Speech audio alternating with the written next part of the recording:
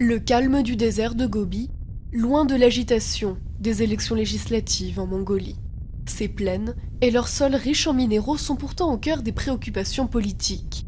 Grâce à une industrie minière en plein essor, les investissements étrangers en Mongolie ont quadruplé l'an dernier, pour atteindre 5 milliards de dollars d'après le gouvernement.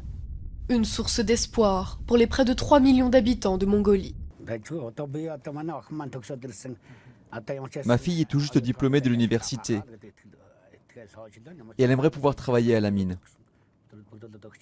C'est comme ça que l'industrie minière peut aider toute la communauté.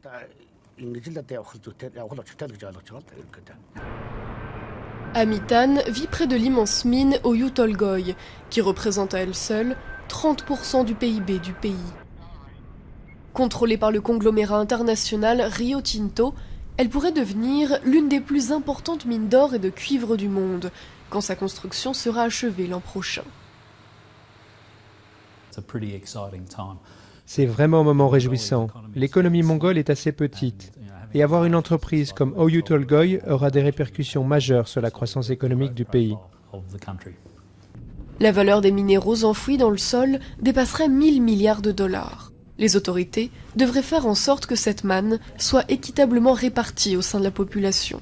Mais certains habitants restent sceptiques.